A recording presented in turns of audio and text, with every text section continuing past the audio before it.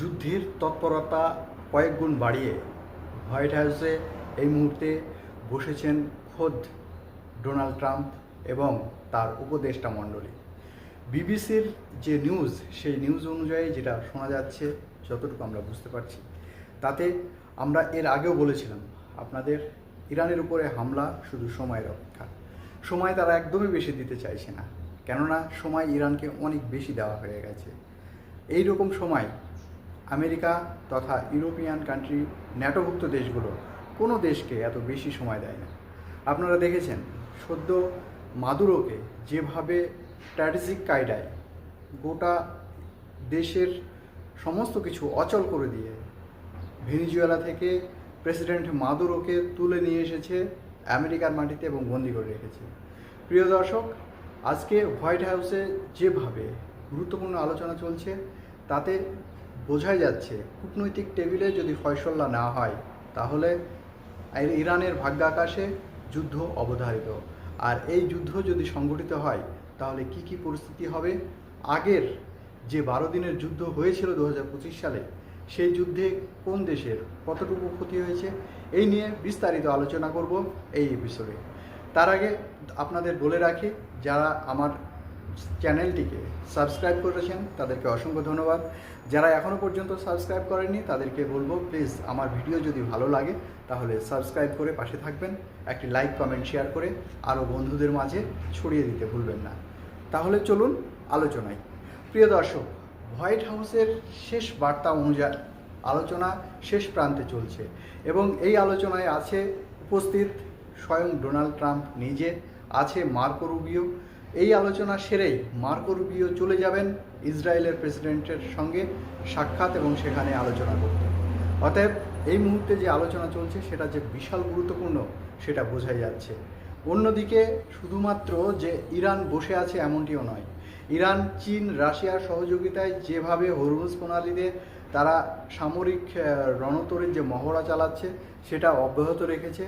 তাছাড়াও দেশে high alert জারি করে রেখেছে, যে কোনো মুহূর্তে আমেরিকা অ্যাটাক করতে পারে আলোচনা চলাকালীন। কেননা বিগত দিনে যে যুদ্ধ হয়েছিল 12 দিনের, সেই 12 দিনের যুদ্ধ চলছিল 7 দফা যে আলোচনা, কূটনৈতিক আলোচনা চলা অবস্থায়। 1 দফা, 2 দফা, 3 দফা, অলরেডি এই মুহূর্তে 2 দফা আলোচনা চলছে। প্রথমত ওমানের মাস্কাট শহরে আলোচনা টেবিল সম্পূর্ণ হয়েছে, দ্বিতীয়ত সুইজারল্যান্ডে এই মুহূর্তে আলোচনা চলছে। অতএব ইরান একটা জিনিস খুব ভালো করে বুঝতে পেরেছে যে এরা একদিকে যখন আলোচনা চালিয়ে যায়, অন্যদিকে কিভাবে অ্যাটাক করা যায় সেই গুটি সাজাতে তারা ব্যস্ত থাকে। অতএব সেই শিক্ষা থেকে শিক্ষা নিয়ে আজকের দিনে দাঁড়িয়ে ইরান যে তাদের মতোই কৌশলী ভূমিকা নিচ্ছে, এটাও আমরা বুঝতে পারছি। ইরান যখন আমেরিকার সঙ্গে আলোচনা চলছে, অন্যদিকে রণতরীর মহড়া চালাচ্ছে, সেটা গোটা পৃথিবী দেখছে।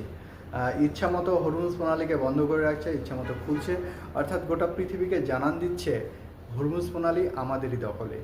অন্যদিকে ইরানকে যে কোনো সময় সাহায্য করার জন্য যে প্রস্তুতি নিচ্ছে সেটা এই মার্কো রুবিওর কথা অনুযায়ী বোঝা যাচ্ছে। মার্কো রুবিও বলেছেন, আমি এই অল্প কয়েকদিনের মধ্যেই ইসরায়েলের প্রেসিডেন্ট বেঞ্জামিন নেতানিয়াহুর সঙ্গে আলোচনা করব।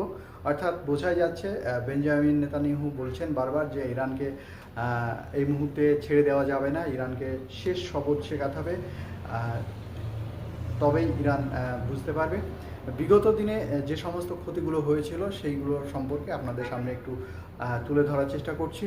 বিগত যে 12 দিনের যুদ্ধ, সেই 12 দিনের যুদ্ধতে প্রথম অ্যাটাকেই আমেরিকা ইরানের যে সমস্ত পারমাণবিক ঘাঁটিগুলো ছিল, অর্থাৎ পারমাণবিক মিসাইল তৈরি করার, সেই ঘাঁটিগুলোকে লক্ষ্য করে মিসাইল নিক্ষেপ করে এবং সেই মিসাইল নিক্ষেপ করার ফলে কিছুটা হলেও, বেশ কিছুটা হলেও পারমাণবিক যে ইউরেনিয়াম সংরক্ষিত যে ঘাঁটিগুলো ছিল সেগুলো ধ্বংস করতে সক্ষম হয়েছিল আমেরিকা। অন্যদিকে বেশ কিছু সাধারণ নাগরিক এই যুদ্ধে নিহত হয়েছিল। আর সবচাইতে বড় বিষয় হচ্ছে আইআরজিসির মতো সেনাবাহিনীরও বেশ কয়েকজন সেনা প্রধান এবং বিশ্ববিখ্যাত যে বিজ্ঞানী ইরানের মাটি থেকে তৈরি হয়, আপনারা জানেন সেই পারমাণবিক বিজ্ঞানী বেশ কয়েকজনকে তারা নিহত করতে সক্ষম হয়েছিল। তাতে বোঝা যাচ্ছে আমেরিকা তথা ইসরায়েলের যে দৃষ্টিকোণ কোথা থেকে, তাদের মুখে যতই বলুক না কেন যে আমরা ইরানের পারমাণবিক ঘাঁটিগুলোকে অ্যাটাক করছি, শুধু তাই নয়, ইরানের যে বিজ্ঞানী, নিজস্ব বিজ্ঞানী, সেই বিজ্ঞানীদেরকেও নিহত করছে, সাধারণ মানুষকেও ছাড়ছে না। অন্যদিকে ইরান যে পাল্টা আঘাত করেছিল, সেই পাল্টা আঘাতে আমরা দেখেছি আমেরিকার বিমান ঘাঁটি আছে কাতারে, সেই বিমান ঘাঁটিতে অ্যাটাক করেছিল, যার ফলে আমেরিকা বলে যে কিছু রানওয়ের ক্ষতিগ্রস্ত হয়েছে, বিমানের যে রানওয়ে, সেই রানওয়ের। তাছাড়া নিহত বা বিমানের কোনো ক্ষয়ক্ষতি আমাদের কাছে এখনও পর্যন্ত রিপোর্ট নেই। জানি না এই খবর সত্যতা, তবে এই খবরই প্রচার করেছিল আমেরিকার সেই বিখ্যাত নিউজ চ্যানেল বিবিসি। অন্যদিকে আপনারা জানেন ইসরায়েলেও অ্যাটাক করা হয়েছিল, ইসরায়েলকে মিসাইল নিক্ষেপ করেছিল ইরান। তার ফলে ইরানের পারমাণবিক অস্ত্র অর্থাৎ ইউরেনিয়াম সংরক্ষণ করে রাখা যে সমস্ত জায়গাগুলো আছে, সেখানে আঘাত করার ফলে সেখানে বেশ কিছু ক্ষয়ক্ষতি প্রকাশ পেয়েছিল। তাতে ইরান দাবি করেছিল যে আমরা যদি এই যুদ্ধ না থামাই ওদের কথা অনুযায়ী, তাহলে আগামী দিনে যতটুকু এই একদিন বা দুদিনের আঘাতে ইসরায়েলের ক্ষতি হয়েছে সেটা কয়েক গুণ বাড়িয়ে দিতে পারা যাবে। অর্থাৎ ইরানের মেন লক্ষ্য যে ইসরায়েলকে মানচিত্র থেকে মুছে দেওয়া, সেটা খুব ভালো করে বুঝতে পারা যাচ্ছে। যে কারণ থেকে আমরা লক্ষ্য করেছি সেই 12 দিনের যুদ্ধের পরে তারা শান্তি চুক্তির মধ্য দিয়ে যুদ্ধবিরতি মেনটেন্স করেছিল। পরবর্তীতে আবারও সেই ইউরেনিয়াম ইস্যুকে কেন্দ্র করে পারমাণবিক অস্ত্র তৈরি করছে। এই ইস্যুকে কেন্দ্র করে আবারও দুই দেশের মধ্যে, আমেরিকা এবং ইরানের মধ্যে উত্তেজনার পারদ দিন দিন বাড়ছে। 2026 সালের প্রাণকেন্দ্র থেকে, বিশেষ করে মাদুরোকে তুলে নিয়ে আসার পর থেকে এটা বারবার বেড়ে চলেছে। ঘটনাচক্রে আমরা এই মুহূর্তে যেটা দেখতে পাচ্ছি, সুইজারল্যান্ডের দ্বিতীয় পর্যায়ের যে বৈঠক, সেই বৈঠকে দুই পক্ষর ভিতরে মুখে শান্তি কথা বললেও, মুখে গুড আলোচনা, ভালো আলোচনা চলছে এরকম কথা বললেও আসলে কার্যকারী যে হচ্ছে না সেটা বোঝা যাচ্ছে। কেননা ইরান এতদিন পর্যন্ত ইরান কথা শোনেনি, কথা অবাধ্য ইত্যাদি ইত্যাদি কথা বলে এসেছে আমেরিকা।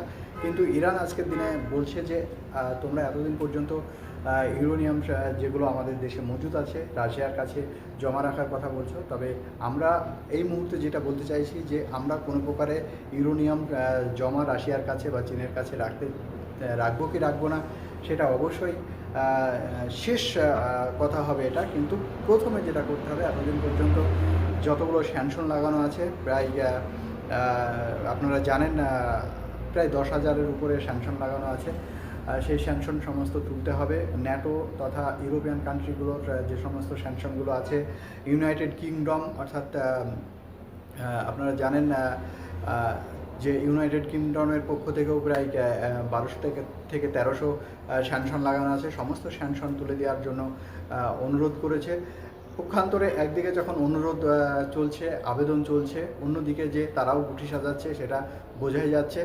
আমরা বারবার দেখেছি যে খোদ আমেরিকার যিনি পারমাণবিক ন্যাটোভুক্ত যে সিস্টেমগুলো আছে, অর্থাৎ ইউনাইটেড নেশন যেটা আছে, আমরা জানি জাতিপুঞ্জের প্রেস সচিব ক্যারালিন লেভিড তিনি বলেছেন যে আমরা যে সমস্ত পর্যবেক্ষণে রেখেছি, ইরান সেগুলো যদি মেনে নেয় তাহলে খুব ভালো, যদি মেনে না নেয় তাহলে ইরানের উপরে অ্যাটাক করা যায়। তাদের বিরুদ্ধে যে সমস্ত অভিযোগগুলো আছে তার উপরে বেস করে আমরা অ্যাটাক যে কোনো সময়তেই করতে পারে, এটা বলেছেন ক্যারোলিন লেভিড আমরা দেখতে পাচ্ছি। অন্যদিকে আমরা দেখছি হোয়াইট হাউসের উপদেষ্টা মণ্ডলীর যে গোল টেবিল চলছে, তাদের নিজস্ব টেবিল, সেই টেবিলের মধ্যে আছে ডোনাল্ড ট্রাম্প, আছে মার্কো রুবিও, আছে উপদেষ্টা মণ্ডলীর সদস্য। এই মিটিং সেরেই মার্কো রুবিও চলে যাবেন ইসরায়েলে গিয়ে সেখানে আলোচনা করবেন এবং বোঝা যাচ্ছে যে খুব দ্রুত একটি যুদ্ধের সম্মুখীন আমরা হতে যাচ্ছি, সেটা বোঝাই যাচ্ছে। তাহলে শেষ পর্যন্ত কি ওমান সুইজারল্যান্ডের যে আলোচনা বিষবাও জলে যাবে, সেটা সময়ই শেষ কথা বলবে। অন্যদিকে রাফাল গার্গি অর্থাৎ জাতিসংঘের পারমাণবিক যে তত্ত্বাবধানে আছেন তার প্রধান তিনি বলেছেন যে এখন পর্যন্ত ইরানের উপরে যে সমস্ত স্যাংশনগুলো জারি রাখা হয়েছে সেগুলো স্বাভাবিক। তারা যে সমস্ত অন্যায় করেছে, গোটা পৃথিবীকে অস্থির করে রেখেছে, এই কথা বলেছেন রাফাল গোরসি। অন্যদিকে আন্তর্জাতিক মহলের যেটা সবচাইতে গুরুত্বপূর্ণ ভাবনা, যে এই মুহূর্তে যদি মধ্যপ্রাচ্যে যুদ্ধ শুরু হয় তাহলে সমস্ত জিনিসপত্রের দাম বেড়ে যাবে, যেহেতু তেল নিয়ে একটা বিশাল সমস্যার মধ্যে পড়তে চলেছে গোটা পৃথিবী, সেটা বোঝাই যাচ্ছে। ইরানও এদিকে কিন্তু বসে নেই। ইরান যেভাবে তাদের দূরপাল্লার মিসাইলগুলো ফাতা 1, ফাতা 2 থেকে শুরু করে তাছাড়া তাদের ড্রোন সিস্টেম, তাদের নিজস্ব সমস্ত কিছু টেকনোলজি সিস্টেম যে পর্যায়ে আছে, আর নিহত বাঘের চাইতে আহত বাঘ বেশি শক্তিশালী, এই যে একটা কথা আছে, সেই জায়গা থেকে বিচার করতে গেলে আজকের দিনে দাঁড়িয়ে ইরানের হারানোর কোনো কিছু নেই। হাজার হাজার ট্যারিফের বোঝা মাথায় নিয়ে যেভাবে তারা জীবনযাপন করছে, সেই তুলনায় আজকের দিনে দাঁড়িয়ে আমেরিকা ইরান যদি যৌথভাবে আক্রমণ করে তাহলে যে অন্ততপক্ষে ইসরায়েলের ভাগ্য আকাশে যে করুণ পরিস্থিতি আসছে সেটা বলাই যায়। শেষ পর্যন্ত থাকার জন্য অসংখ্য ধন্যবাদ আপনাদেরকে। তবে আপনাদেরকে শেষ করার আগে আর একটা বিষয় জানিয়ে রাখি, সেটা হচ্ছে শুধুমাত্র ইরান বা আমেরিকা ইসরায়েল জড়িয়ে যাবে না। এই যুদ্ধ যদি সংগঠিত হয় তাহলে মধ্যপ্রাচ্যের প্রায় সবগুলো দেশ জড়িয়ে যাবে।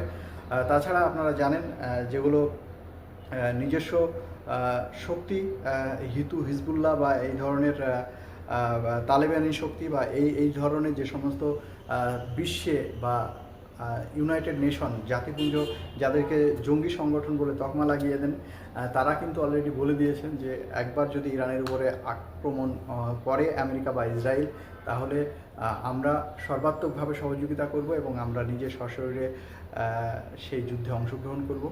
অতএব যুদ্ধ যে ভয়াবহ হতে চলেছে সেটা বলা যায়। আমরা আরও একটি বিষয় আপনাদের সামনে বলে রাখি, হিজবুল্লাহ বা তালিবানদের কথা এই কারণে বলছি, এরা হচ্ছে এক একটি মানুষ নয়, এক একটি উড়োজাহাজ বা এক একটি S-35 মতো যুদ্ধ বিমান নয়, তবে এরা এক একটি যে বিরাট একটি পারমাণবিক শক্তিধর বোমা, এটা বলাই যায়। কেননা এদের জীবনটাই বাজি রেখে দিয়েছে, এরা যে কোনো সময়তেই নিজের জানটাকে নিজেই নিয়ে নিতে পারে, এই কারণে এরা সবচেয়ে বেশি শক্তিশালী, আর এরাই আছে ইরানের সঙ্গে। অতএব আমরা যদি আরও একটি যুদ্ধের সম্মুখীন হতে চলেছি যেহেতু, তাহলে গোটা বিশ্বযুদ্ধে রূপান্তরিত হয়ে গেলে গোটা পৃথিবী কোন দিকে যাবে, এটাই সাম্রাজ্যবাদীদের কাছে বড় প্রশ্ন থেকে যাচ্ছে। প্রিয় দর্শক, আপনাদের কাছে প্রশ্ন রাখছি একটা, সেটা হচ্ছে যে আপনারা যেভাবে দেখতে পাচ্ছেন আন্তর্জাতিক রাজনীতিতে দিনের পর দিন আমেরিকার সাম্রাজ্যবাদী যে আগ্রাসন সেটা বৃদ্ধি পাচ্ছে না ক্ষয় হচ্ছে, এটা অবশ্যই কমেন্ট বক্সে জানাতে ভুলবেন না। ভালো থাকবেন, সুস্থ থাকবেন। শেষ পর্যন্ত থাকার জন্য আপনাদের সকলকে অসংখ্য ধন্যবাদ।